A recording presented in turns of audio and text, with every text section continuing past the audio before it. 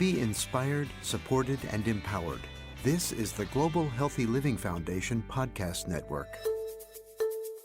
Welcome to The Health Advocates, a podcast that breaks down major health news of the week to help you make sense of it all. I'm Stephen Newmark, Head of Policy at the Global Healthy Living Foundation. And I'm Zoe Rothblatt, Director of Community Outreach at GHLF.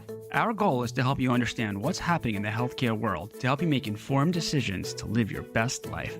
Today, we're going to talk to a special guest, New York City Council Member Shahana Hanif, about her life as a lupus patient and how her condition informs her work as a member of the City Council. But first, we'll talk about some news. And actually, I want to start by acknowledging Earth Day, which took place this week. So we're a few days late, but I had an interesting learning this week from my favorite epidemiologist, Caitlin Jetelina. And from her, I learned that roughly 9% of all plant life on Earth has been used in traditional medicine to treat and prevent disease. So go Earth. Plants have gifted us with important medications for the treatment of cancer, pain, aspirin and morphine, for example, infection, diabetes, heart disease, and more. Thank you, Earth. That's really cool. Thank you, Earth. I mean, we know that going outside and walking outside, spending time in fresh air and sun is good for your health, but I had no idea that so much of Earth's plants were helping us in forming medications. Yes. Thank you, Earth, for all you do. And specifically, we're going to say thank you for your medicine. Okay, let's get into it. What's going on? So biologic therapies have a potential use in COVID-19 treatments. I'm not surprised. They're great medicines. So the traditional use of biologic therapies, of course, focuses on managing autoimmune diseases. There's ongoing research into their potential role in treating complications arising from COVID-19. And the rationale behind this is basically similar, the overactive immune response, similar to what you have in an autoimmune disease, that COVID in severe cases can trigger an hyperinflammatory response. So the body's immune system not only attacks the virus, but also healthy tissues, causing a cascade of inflammation. Yeah. And that biologics can specifically target this inflammation. Totally makes sense to me, sort of, I guess. I'm not a doctor or a scientist, but it totally makes sense just intuitively. So I'm happy to see that. I'm happy to see even more uses for some of these great therapies. Well, now let's get into our interview with the council member. Great. I'm excited to hear. Well, let's start by introducing our guest today, New York City Council Member Shahana Hanif, representative of the 39th Council District in Brooklyn.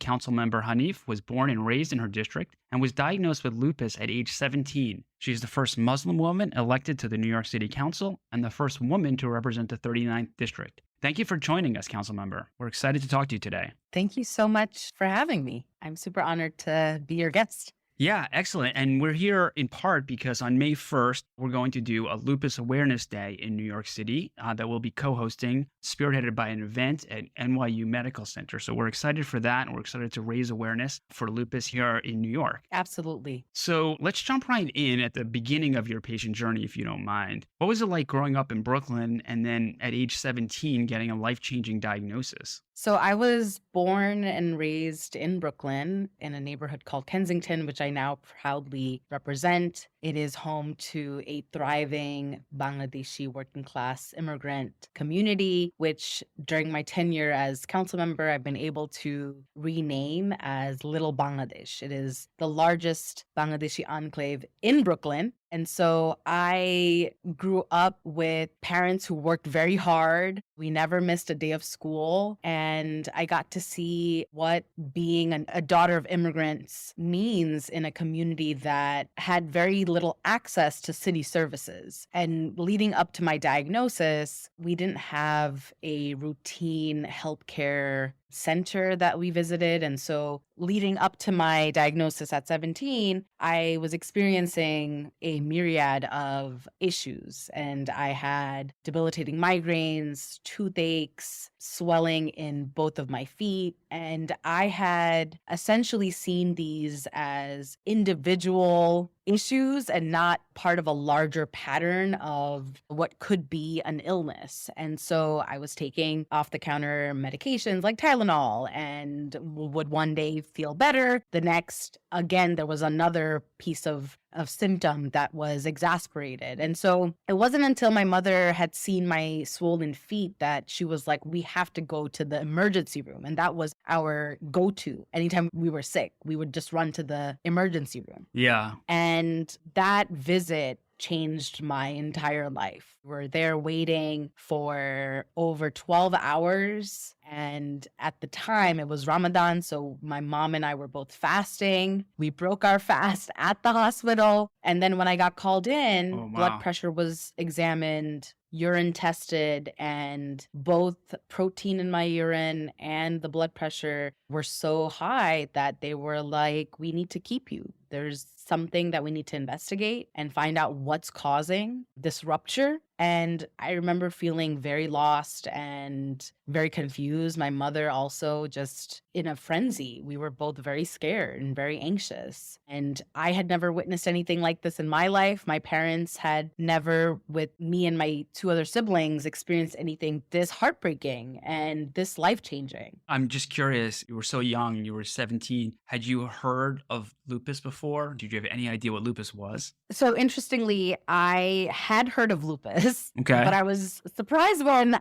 I received the diagnosis because at that moment I couldn't recall where I had heard it, but I had heard it on America's Next Top Model, Oh, one of the earlier seasons, and one of their contestants who had gotten to the final round or the top 3 in one season, Mercedes, had a flare. She was experiencing flare and she, on live television, shared that she wasn't feeling well. She was feeling sick. And so I recall that moment of on-screen just vulnerability. So I've definitely heard of it, but then it also made me think about the fact that outside of that particular moment, I had no other example of anybody with chronic illness or anybody openly sharing that they're not feeling well outside of it being specifically older people. That older people are sort of relegated to illness and sickness and disabilities, but then a whole community of people are sort of getting by without talking about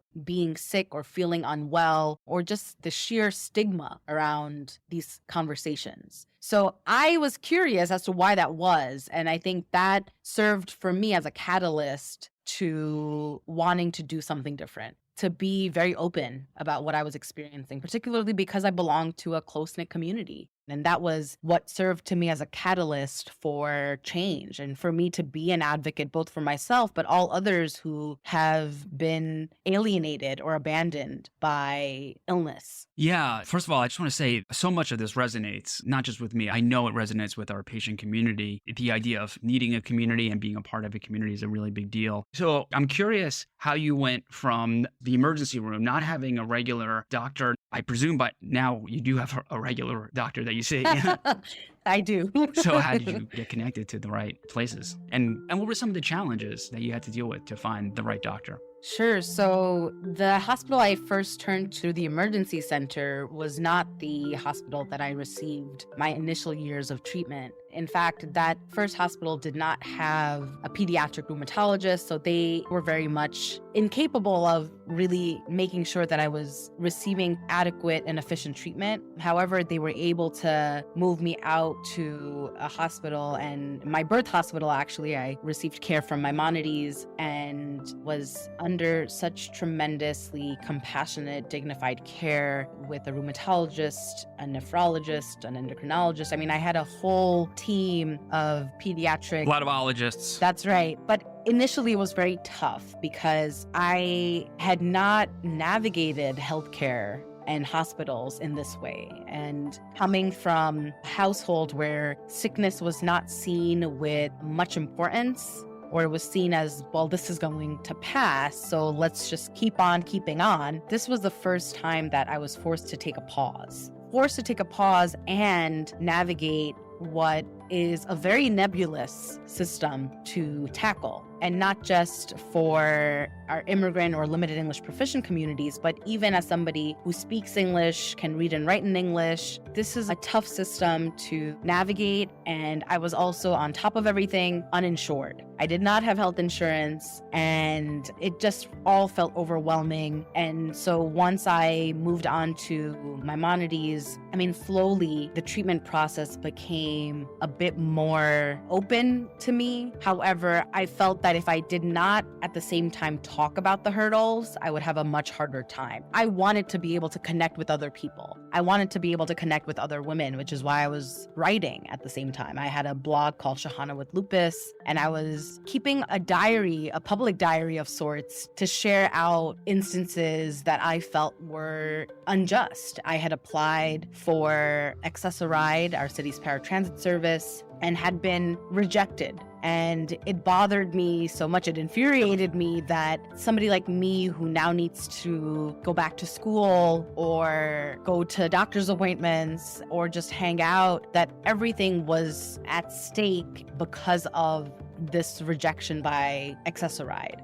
How would I get around the city? It felt inhumane and cruel that the lack of this opportunity meant that I could not leave my house, that I would have to pay hundreds of dollars in cab services to get around this city. So I really channeled my activism and my anger into activism, rather, to be able to talk about this. We love that here on The Health Advocates. Yeah, that's right. So I used writing as a tool to, one, get closer with my friends, because this was also within our age group. I was, as a 17-year-old, unfamiliar territory. And I didn't want this diagnosis, I didn't want lupus to be a secret. I didn't want this to be Excellent. an issue that I deal with at home with my parents. I wanted this to be a facet of my life and for my friends to be involved in care. Yeah. Let me ask you, you're an elected official. How has that come up on the political trail, if you will? How does it come up day to day when you're in the city council itself, affecting your positions perhaps on certain pieces of legislation? But first talk about the politics of it and like managing. We're on the campaign trail. What was it like? So I have been very open about lupus since age 17, from the onset of this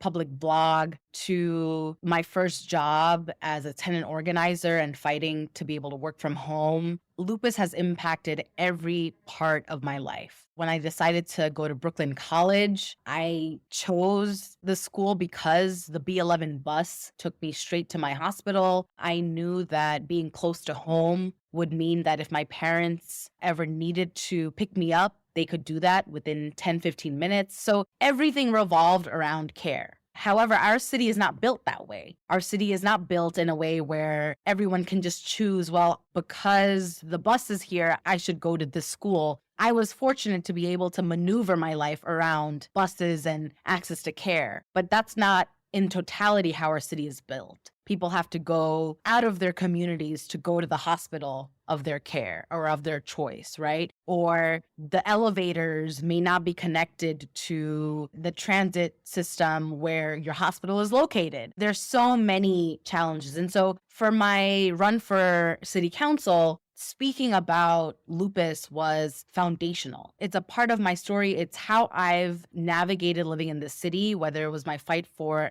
equitable transit system. I fought really closely with my neighbors for the 7th Avenue FG station elevator, which is right by the Methodist Hospital. And that was a huge campaign. And it just recently got built under my tenure. And so anybody coming into 7th Avenue in Park Slope has an elevator access, which is tremendous news for us. And this was years of organizing. To language accessibility issues within our broader city agencies, making sure that immigrant working class families have access and feel empowered to receive healthcare. So on the campaign trail, I talked about lupus. I shared the impacts of what it looks like to not have adequate healthcare access. And particularly, I ran during the height and the wake of COVID. And so this was not unfamiliar. My speaking about lupus was not an unfamiliar or a rare conversation, because everybody in the city was impacted by COVID. If not directly, they had a family member they were taking care of, or they knew that they had to take time off to take care of a family member impacted by long COVID. So this conversation was and continues to be mainstream. And I think it's very important for us to be able to talk about illness and chronic illness and also the mental health aspects very openly and candidly.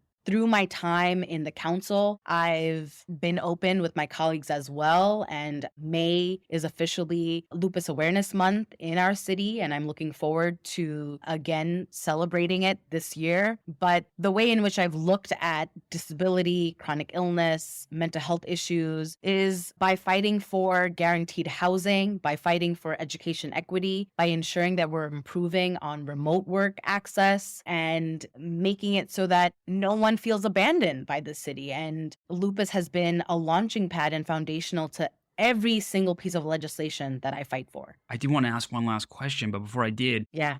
just last week, I mean, this is not 10 years ago, I was on the phone fighting for a particular therapy and dealing with my insurer. And after a few hours on the call, I was exhausted. And when I hung up, I actually said, well, you just created another health advocate or something like that, another patient advocate. And as I hung up, I realized, I'm like, wait a minute. First of all, I already am a freaking advocate. Yeah. But I was like, you know what? Now I'm even more pumped up. And the whole idea when you were talking about accessoride and when things, excuse my language, but when they align to screw over patients, when the system is not set up in a way to help patients, but there are impediments in the way, the one positive, the one bright shining thing is that it does create more advocates to fight. So that's good. So last question, Councilwoman, how do you use your position on the City Council to raise awareness about chronic illnesses like lupus and advocate for improved patient care? You spoke about the improved patient care a little bit, but... Yeah, I first and foremost, I'm very honest about my own life. I am somebody who continues to be a part of the healthcare system. I am impacted. I just had my hip replaced at the onset of my term in 2022. I had to get a revision. And so the Hospital for Special Surgery is my lifeline. I have all of my doctors and care there. And to be able to be a legislator who needed to get a full hip replacement again is something that was so new to my colleagues. And, I'm 33 years old. This is a story that requires to be told. I want to make sure that the fight for healthcare access and improvement is not just something that is theoretical, that our constituents get to see that we have champions in elected office who are also impacted by illness, and they have navigated the tumultuous healthcare system and are fighting for better care. I also participate in lobby days. I go to DC for lupus advocacy. We need more money in research. We need more money for medication that is without side effects. And we need a city that is built for us to be able to age in place. And so the age in place piece is particularly important for me. No one should need to move away from their home simply because they have a set of stairs. We should be able to age in place and create housing and infrastructure that allows us to get around this city without any impediments. And so every part of my fight for just budget and for improved legislation, for transformative legislation, is through the lens of disability justice. And that is important for me. And because I speak about it, it has certainly influenced my colleagues to think about all pieces of legislation in this way. We must. This city should be built for all of us, not just for some of us. Well, this has been great. Thank you so much, Council Member, for joining us today. And if we don't see you in New York City, perhaps we'll see each other, or we can join up in Washington the next time you're there with some of our patient advocates as well as we continue the fight. Thank you so much, Stephen. This was such a wonderful conversation. Yeah, thank you. Well, Stephen, that was a really great interview. It's fun listening to you have a conversation with the council member, and just really reminded me of the importance of raising awareness about lupus and having conversations with elected officials and bringing the community together. Totally. I learned something we already knew, but elected officials, they're people just like us. Isn't that in one of the magazines? They're just like us. Yeah, celebrities, they're just like us. Celebrities, too, are just like us. They have diseases and ailments that we all have to deal with and go through their lives. And the more folks, I think, of public prominence who have conditions and speak out about living life with those conditions, the better we can be as advocates. And we hope that you learned something too. And before we go, we want to encourage everyone to check out all of our podcasts at ghlf.org/listen. Well, everyone, thanks for listening to The Health Advocates, a podcast that breaks down major health news of the week to help you make sense of it all. If you like this episode, give us a rating, write a review, and hit that subscribe button wherever you listen. I'm Zoe Rothblatt. I'm Stephen Newmark. We'll see you next time. Be inspired, supported, and empowered. This is the Global Healthy Living Foundation Podcast Network.